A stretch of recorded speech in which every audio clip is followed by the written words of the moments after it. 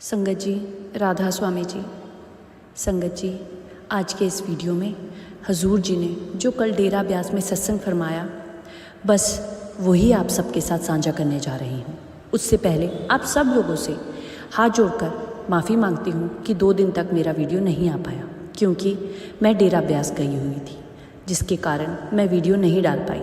जैसा कि आप सभी जानते हैं कि वहाँ किसी भी तरह का गजट अंदर अलाउड नहीं होता, और मैं आज सुबह ही पहुँची हूँ और मैं चाहती हूँ कि मैंने जो सत्संग सुना वो आप सब लोगों के साथ साझा करने जा रही हूँ।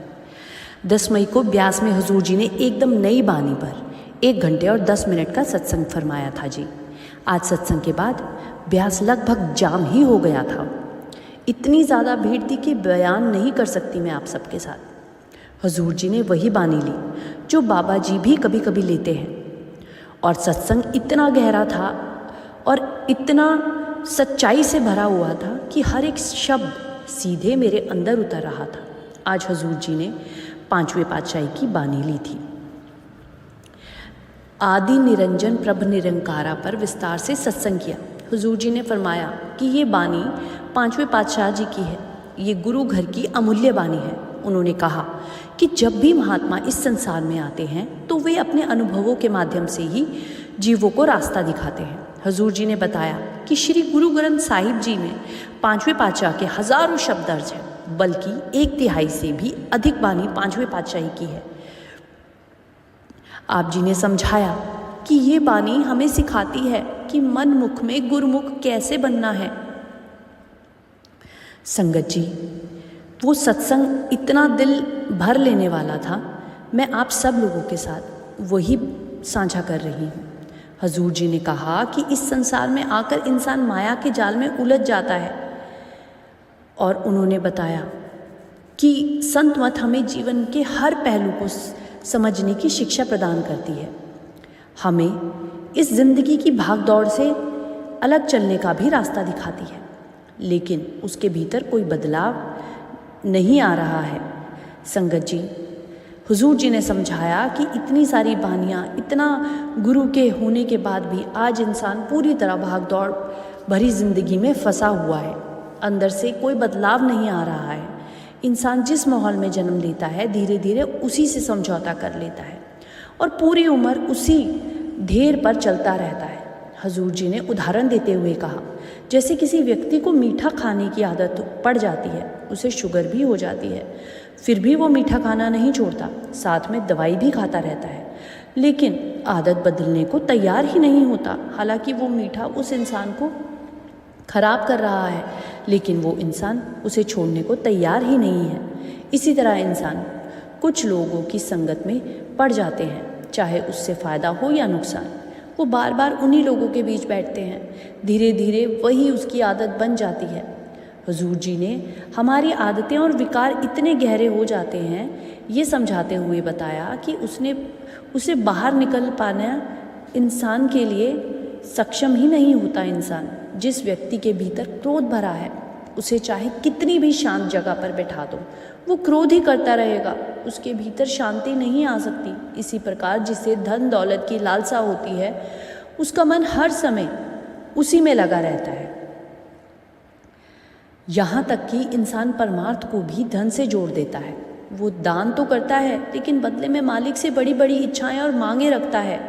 हुजूर जी ने कहा कि परमार्थ का असली उद्देश्य खुद को बदलना है, लेकिन हम अपने भीतर परिवर्तन लाने की कोशिश ही नहीं करते। आप जी ने आगे समझाया कि इंसान जिस संस्कृति और जिस परंपरा में जन्म लेता है, उसी को बिना सोचे समझे अपनाने लगता है। अगर परिवार में कोई डेरे जाता है तो बाकी सदस्य भी उसी राह पर चल पड़ते हैं। अगर माता पिता तीर्थों पर जाते हैं तो बच्चे भी उसी रास्ते पर चल पड़ते हैं। और लेकिन हुजूर जी ने कहा कि इसका मतलब ये नहीं है कि तीर्थों पर जाना गलत है। असली बात ये है कि हमें उसकी गहराई और उद्देश्य को समझना चाहिए। उन्होंने कहा कि संतों की साखियाँ हमें केवल कहानियाँ सुनाने के लिए नहीं बनाई जाती, बल्कि उसके माध्यम से हमें परमार्थ का सच्चा रास्ता, सच्चा अर्थ समझाया जाता है। फिर हुजूर जी ने पहले पातशाह की साखी सुनाई। जब गुरु नानक देव जी हरिद्वार गए थे, तब वहाँ पंडित सूर्य को जल अर्पित कर रहे थे। गुरु साहिब ने पूछा कि ये क्या कर रहे हो? उन्होंने कहा कि हम अपने पूर्वजों को जल पहुंचा रहे हैं। तब गुरु नानक देव जी ने दूसरी दिशा में मुंह करके पानी डालने लगे। लोगों ने पूछा कि आप ये क्या कर रहे हो? गुरु साहिब ने कहा कि मैं अपने खेतों को पानी दे रहा हूँ। लोगों ने आश्चर्य से कहा कि यहाँ से पानी खेतों तक कैसे पहुँचा सकते हैं? तब गुरु साहिब ने उत्तर दिया, जब तुम्हारा जल तुम्हारे पूर्वजों तक पहुँच सकता है तो क्या मेरा पानी मेरे खेतों तक नहीं पहुँच सकता? हजूर जी ने समझाया कि इस साखी का असली उद्देश्य लोगों को सोचने पर मजबूर करना है कि हम जो भी कर सकते हैं या हम जो भी करते हैं उसे बिना समझे और बिना विचारे किया करते रहते हैं। क्या वो सही है? जबकि जीवन में हर कार्य सोच समझकर और अब उसकी सच्चाई को जानकर ही करना चाहिए। हजूर जी ने आगे समझाया कि यही बात वाणी में भी समझाई जाती है। आदि निरंजन प्रभ निरंकारा। उन्होंने कहा कि सबसे पहला प्रश्न यही उठता है कि आखिर मालिक कौन है? अगर कोई हमसे पूछ ले कि मालिक कौन है तो हम तुरंत किसी संत का नाम बता सकते हैं या फिर किसी धर्म से जुड़ जाते हैं, उसी का नाम लेने लगते हैं। इंसान हमेशा किसी ना किसी सीमित दायरे में बंधा रहता है या खुद को बांध रखता है। हजूर जी ने समझाया कि हमने खुद को बहुत छोटे छोटे दायरे में कैद कर लिया है। कभी पानी को देवता बना लिया, कभी सूर्य को देवता मान लिया, ज्ञान को भी हमने देवी देवताओं के रूप में बांध लिया और उसे सरस्वती का नाम दे दिया। उन्होंने कहा कि इन सब का असली उद्देश्य यह था कि इंसान उन गुणों के माध्यम से मालिक की महानता को समझ सके। लेकिन क्या वास्तव में हम मालिक को किसी एक गुण या किसी एक रूप में या किसी एक दायरे में बांध सकते हैं? हजूर जी ने उदाहरण देते हुए समझाया कि जैसे समुद्र की केवल एक दो बूंदों में पूरे समुद्र की गहराई को बयान नहीं किया जा सकता, उसी प्रकार मालिक की विशालता को किसी एक आकार में नहीं समेटा जा सकता। उन्होंने कहा कि इंसान हर तरीके से मालिक को किसी न किसी रूप या आकार में बांधने की कोशिश करता रहता है, जबकि कुल मालिक को कोई आकार है ही नहीं। हुजूर जी ने समझाया कि अंजन का अर्थ है माया और निरंजन वह है जो माया से परे है। कुल मालिक केवल एक है। किसी ने कभी नहीं कहा कि 2 मालिक है, 5 मालिक है या 10 मालिक है। बानी में भी आता है, जग जीवन साचा एको दाता। पलटू साहिब भी कहते थे, पलटू एको एक है, दूजा ना है कोई। बाइबल में भी लिखा है, द लॉर्ड इज़ वन। कुरान शरीफ में रब्बुल आलमीन कहकर उसे एक मालिक का जिक्र किया गया है। हुजूर जी ने कहा, हर धर्म, हर ग्रंथ और हर संत ने यही बताया कि मालिक एक ही है, वही सब में व्यापक है, वही सबके भीतर बसता है, वह कण कण में मौजूद है। उन्होंने आगे बानी की पंक्तियां सुनाई। घट घट मही हरजू बसे, संतन कहियो पुकार। सब घट मेरे साइयाँ, सुनी सेज न कोय। बलिहारी वा घट की, जे घट प्रज्ञ होए। हजूर जी ने कहा कि सब गोविंद है, सब गोविंद है, गोविंद बिन नाही कोई। इसका अर्थ यही है कि हर वस्तु, हर जीव, हर स्थान में वही एक मालिक मौजूद है। उन्होंने विज्ञान का उदाहरण देते हुए कहा कि विज्ञान भी मानता है कि इस सृष्टि में एक ऊर्जा है। अगर हम पूरी सृष्टि में हर वस्तु को अलग अलग कर दें तब भी ऊर्जा बन सकती है। हुजूर जी ने समझाया कि कुल मालिक वही सर्वोच्च शक्ति है, इसी कारण उसे निरंकार कहा जाता है। लेकिन इंसान शरीर और रूप के दायरे में उलझकर उसी शक्ति को सीमित समझने लगता है। उन्होंने कहा कि जो चीज़ रूप बदल सकती है वो माया है, लेकिन मालिक एक ऐसी शक्ति है जो हर जगह मौजूद है और जो शक्ति कभी नष्ट नहीं होती। इसी कारण वाणी में कहा गया है, सब में जोत जोत है सोई, तिस दे चानड़ा सब में चानण होई। हुजूर जी ने कहा कि वही शक्ति हर इंसान के भीतर मौजूद है, इसीलिए बानी में कहा गया है, बानी बजी चौजुगी, अर्थात जो सचखंड में आने वाली दिव्य ध्वनि है वही हर जगह व्यापक है। उन्होंने कहा कि मालिक सब में मौजूद होकर भी सबसे अलग है, वो दिखाई नहीं देता, लेकिन उसके बिना कुछ भी संभव नहीं होता।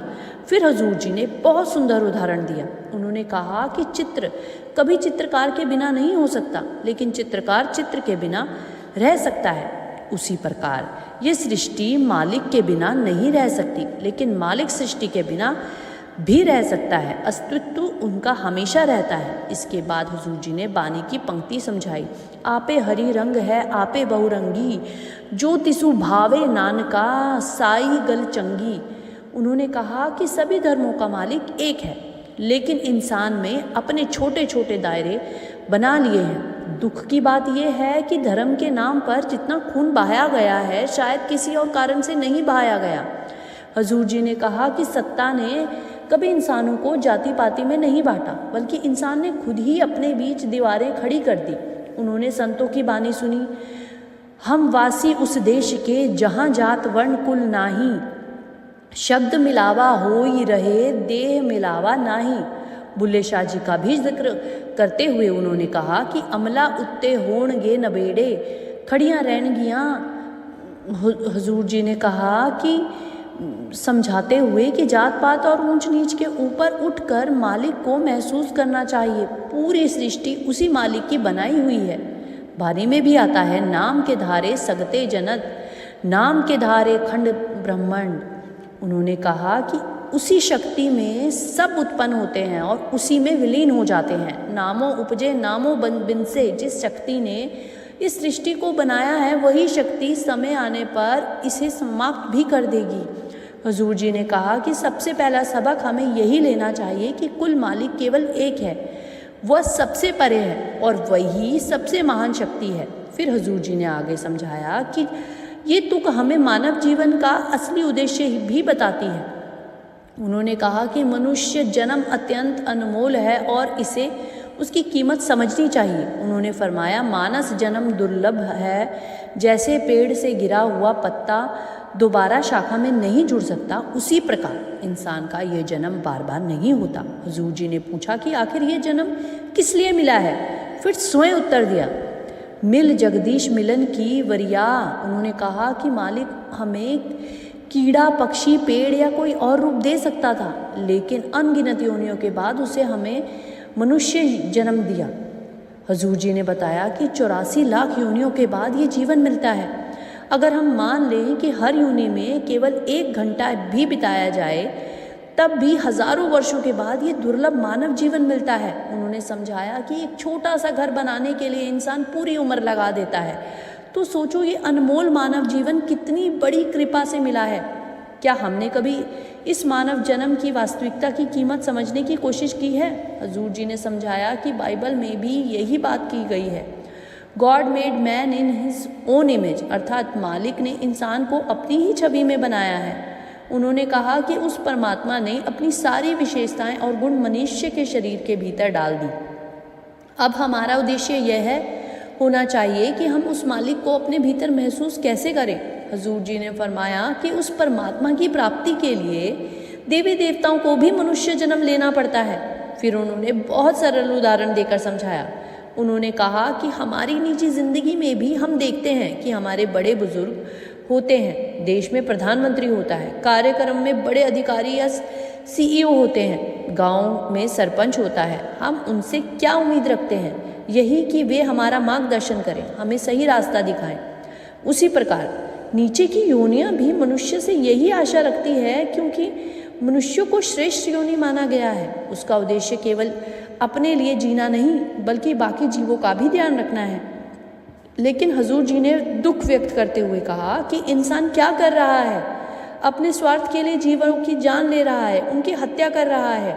हम पुरुषों को इंजेक्शन लगाते हैं, पशुओं को इंजेक्शन लगाते हैं, प्रकृतियों का संतुलन बिगाड़ देते हैं, पेड़ों को काट देते हैं, सब्जियों तक को इंजेक्शन लगाया जा रहा है। उन्होंने कहा कि क्या यही मनुष्य जीवन की पहचान है? इंसान तो अपनी स्थिति जानवरों से भी नीचे गिरा चुका है।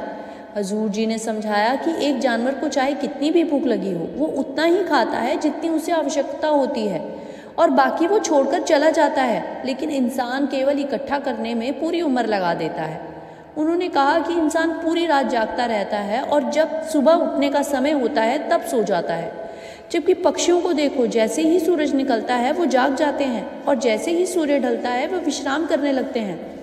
हुजूर जी ने पूछा कि क्या हमने सचमुच अपनी जीवन शैली को बेहतर बनाया है? फिर उन्होंने प्रकृति से सीख लेने की बात कही। उन्होंने बताया कि पक्षी जब उड़ते हैं तो त्रिकोण की आकृति में उड़ते हैं, ताकि वो एक दूसरे को सहारा बन सकें। उन्होंने भेड़ियों का उदाहरण भी दिया कि जो सबसे ताकतवर भेड़िया होता है वह आगे चलता है, लेकिन उसका असली नेता सबसे पीछे चलता है ताकि पूरे झुंड का ध्यान रख सके। उस झुंड में बच्चे और बूढ़े भी साथ चलते हैं, सभी उनका ख्याल रखते हैं। हजूर जी ने कहा कि हमें सोचना चाहिए, क्या हम अपने बड़ों का सम्मान करते हैं?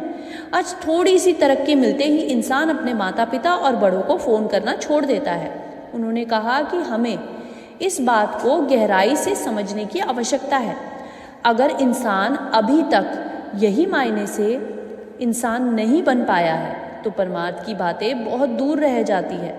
फिर हजूर जी ने बहुत गहरी बात कही। उन्होंने पूछा, आखिर ये जन्म किस लिए मिला है? और फिर बानी की पंक्तियां सुनाई, मिल जगदीश मिलन की वरिया, अर्थात ये जीवन मालिक को पाने का अवसर है। यह जन्म गोविंद की प्राप्ति के लिए मिला है और उसे हमें पाने का प्रयास करते रहना चाहिए। हजूर जी ने आगे कहा कि जहाँ आशा तहाँ बासा, अर्थात जहाँ हमारी उम्मीदें होगी वहीं हमारा मन लगेगा और उसी दिशा में अगला जन्म भी जाएगा। हजूर जी ने समझाया कि यदि इंसान पूरी जिंदगी केवल धन दौलत से प्रेम करता रहेगा तो उसका मन उसी में फंसा रहेगा और उसका परिणाम भी वैसा ही होगा। उन्होंने कहा कि मनुष्य शरीर अत्यंत अनमोल है, इसीलिए हमें एक दूसरे का सहारा बनना चाहिए। यही श्रेष्ठ योनि की पहचान है। लेकिन आज हमारी स्थिति क्या बन चुकी है? उन्होंने कहा कि ये संसार सुख दुख से बना है।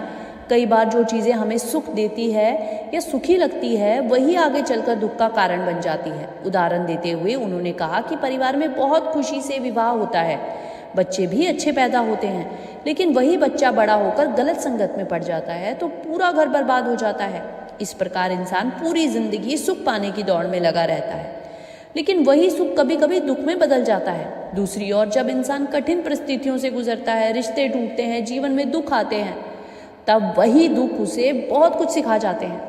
हजूर जी ने आगे कहा कि कई बार दुख की घड़ी भी आगे चलकर हमारे लिए सबसे बड़े सुख का कारण बन जाती है। फिर उन्होंने समझाया कि ये पूरी सृष्टि 3 गुणों पर आधारित है, तमोगुण, रजोगुण और सतोगुण। तमोगुण में आलस्य और अज्ञान होता है, रजोगुण में अहंकार, शक्ति और स्वार्थ की भावना होती है और सतोगुण में इंसान पूजा पाठ, भक्ति और अच्छे कर्मों की ओर बढ़ता है। लेकिन हजूर जी ने स्पष्ट किया, जब तक इंसान इन तीनों गुणों से ऊपर नहीं उठता तब तक वास्तविक मुक्ति संभव नहीं है। हजूर जी ने कहा कि हमें उस कुल मालिक से जुड़ना है। कौन इस संसार से पार होगा? वही पार होगा जो सतगुरु की शरण में जाएगा। उन्होंने समझाया कि केवल परखते रहने से कुछ नहीं होगा, जीवन में अमल करना पड़ेगा। जब इंसान अमल करेगा तभी विश्वास पैदा होगा। उन्होंने कहा कि जैसे बच्चे शिक्षक से शिक्षा लेते हैं, जो विद्यार्थी अपने शिक्षक की बात नहीं सुनते वे जीवन में असफलता की ओर बढ़ते हैं। लेकिन क्या हम कभी ये सोचते हैं कि गलती शिक्षक की थी या विद्यार्थी की? उसी प्रकार जब हम संत महात्माओं की ओर संगत में जाते हैं लेकिन उनकी बातों को जीवन में उतारते नहीं हैं, तब वही परिस्थिति बार बार हमारे सामने आ जाती है। हजूर जी ने कहा कि तब इंसान को बार बार उसी कक्षा में लौट कर आना पड़ता है जब तक वह सीख ना ले। हजूर जी ने आगे समझाया कि कुछ बच्चे ऐसे होते हैं जो सुनते तो हैं लेकिन घर जाकर उस पर अमल नहीं करते। उन्हें थोड़ी बहुत समझ तो आ जाती है पर वे उस सत्य का अनुभव नहीं कर पाते। फिर कुछ बच्चे ऐसे भी होते हैं जो ध्यान से सुनते हैं और साथ ही उस शिक्षा को अपने जीवन में उतारते हैं। हजूर जी ने कहा कि ऐसे लोगों के भीतर धीरे धीरे पूरा विश्वास पैदा हो जाता है। उन्होंने समझाया कि शरण का असली अर्थ क्या है। शरण का मतलब केवल शब्दों से सिर झुकाना नहीं है, बल्कि मालिक के भाने में रहना है। संत महात्मा हमसे कैसी सेवा चाहते हैं? वही सेवा जिसमें नाम हमारे मन में बस जाए।